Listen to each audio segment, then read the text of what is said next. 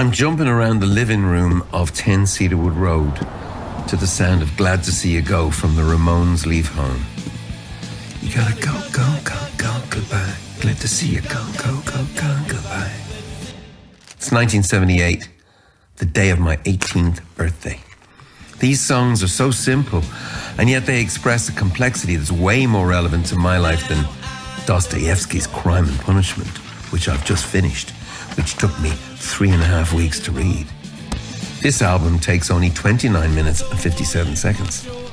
Songs so simple that even I can play them on guitar, and I can't play guitar.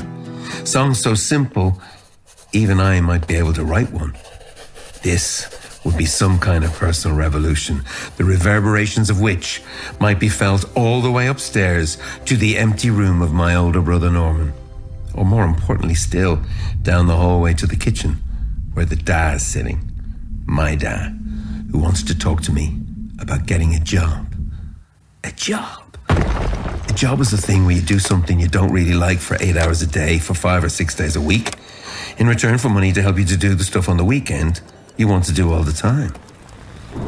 I know I would like to avoid work. I know that if I could do what I love, then I would never have to work a day in my life. But there's a problem. Even in my pimple teenage obnoxiousness, I know that this is unlikely if I'm not great at something. And I am not great at something. I am not great at anything. Well, I'm a pretty good mimic. My friend Reggie Manuel says the reason I ran off with his girlfriend Shona was all down to my Ian Paisley impression. I'm quite good at channeling the bellicose ranting of the Reverend Ian Paisley, leader of the Unionists in the North. No surrender!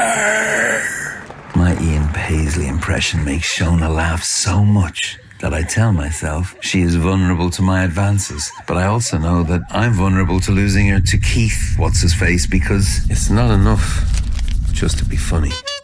You have to be smart as well, and I am smart enough to know I'm not smart enough.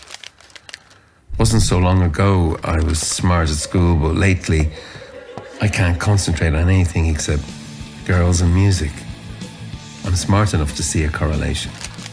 I can paint quite well, but not like my best friend Googie. I can write prose quite well, but not as well as that know-all from 50-year Neil McCormick, who writes for the school magazine.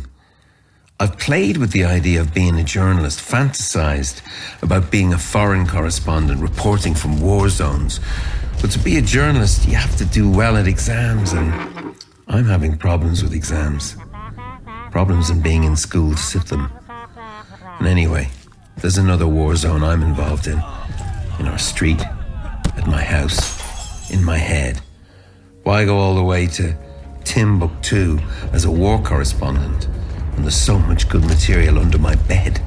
The fears and specters under my pillow, the reasons I sometimes don't want to get out of bed. I don't yet know that rock and roll, punk rock in particular, will prove my liberation, that it will end my occupation of my bed.